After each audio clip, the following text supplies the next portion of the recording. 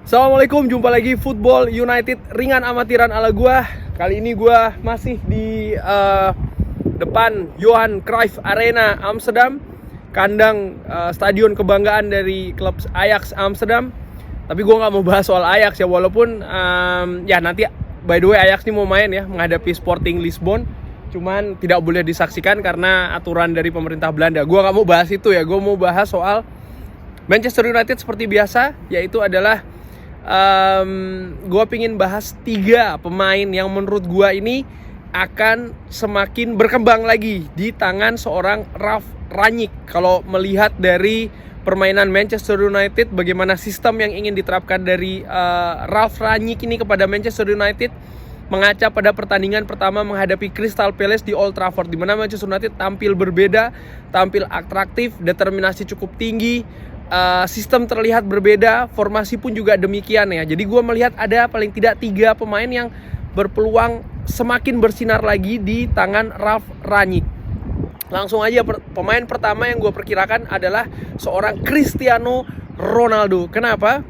Gue bilang seperti itu, gue berpikir seperti itu karena begini. Pertama adalah Cristiano Ronaldo ini disinggung-singgung cukup sering oleh Ralf Rangnick di wawancara, di konferensi pers. Bahkan Ralf Rangnick harus memberikan klarifikasi khusus kepada tentang seorang Cristiano Ronaldo, di mana peran dia di dalam tim ini. Dan menurut gue, seperti yang pernah gue singgung juga di video gue sebelumnya, seperti yang pernah disinggung juga oleh Fabrizio Romano, gue pikir sih peran yang akan diberikan Ralf Rangnick kepada seorang Cristiano Ronaldo ini akan cukup vital, cukup besar untuk menghuni itu tadi ya, lini depan dalam kaitannya. Ya apalagi kalau bukan mencetak gol. Memang di pertandingan pertama ketika menghadapi Crystal Palace, dia tidak mencetak gol. Tapi kalau dilihat dari pergerakannya, tampak sekali Cristiano Ronaldo ini lebih cair daripada sistem formasi yang digunakan sebelumnya, yaitu adalah 4-2-3-1. Seperti banyak juga diulas ya oleh beberapa pundit, beberapa artikel, kalau kedatangan Cristiano Ronaldo ini di menit-menit terakhir ya sebelum bursa ini ditutup,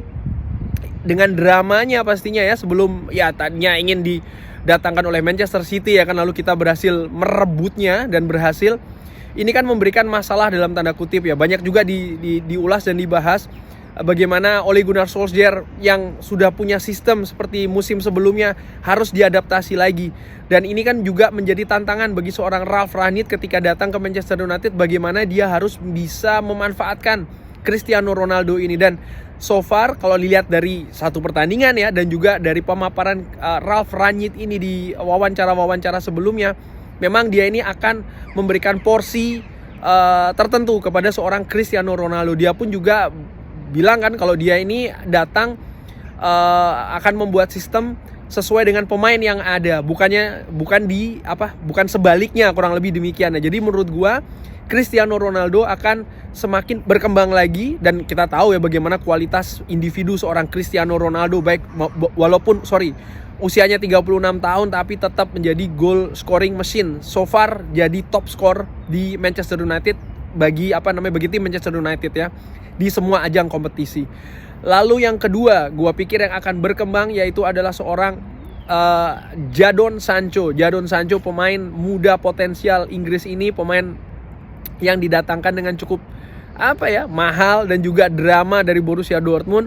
Itu ya, menurut gua sisi poin plus dari seorang Jadon Sancho, pernah merasakan kompetisi di Bundesliga bersama Borussia Dortmund. Dan kita ketahui Ralf Rangnick ini kan juga seorang berkebangsaan Jerman yang ya tentu saja akrab dengan sepak bola Jerman dan lain-lain. Jadi menurut gue paling tidak dari sisi kultural, mereka berdua ini sudah dapat satu di antara yang ini tadi ya, banyak faktor lainnya. Dan gue berpikir sih kalau melihat peran Jadon Sancho ini paling tidak di 4 pertandingan terakhir, dan utamanya di pertandingan terakhir ketika menghadapi Crystal Palace, ini terlihat semakin beda ya, peran dia semakin ada.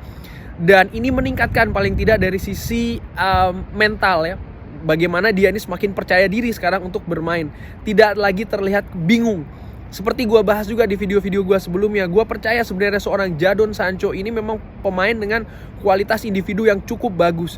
Cuman yang diragukan sebelumnya adalah bagaimana masa adaptasi dari seorang Jadon Sancho ini ke dalam sistem.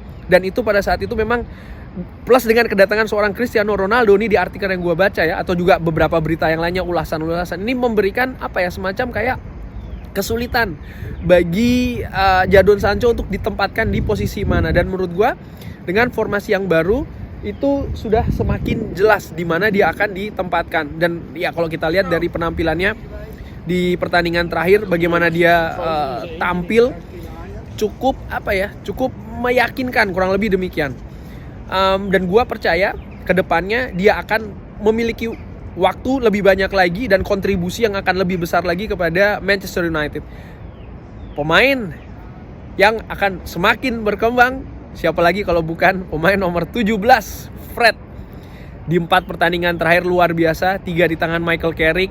Perannya sudah semakin terlihat ya, dan di posisi mana dia harus ditempatkan ini semakin lama semakin jelas. Box to box, gelandang yang ada di saat bertahan pun juga ada ketika menyerang. Ini terlihat sekali bagaimana skill intercept, ngeyel, kerja keras dari seorang Fred ini cukup membantu ketika Manchester United berusaha untuk memutus serangan-serangan kubu lawan.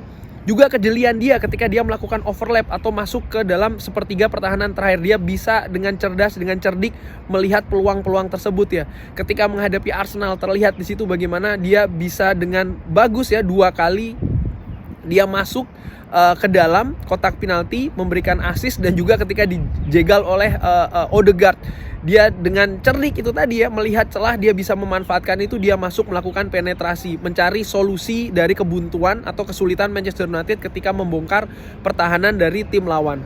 Menurut gua di tangan Ralf Rangnick dia akan semakin berkembang lagi, mobilitasnya cukup tinggi, mentalitas dari seorang Fred juga kuat ya.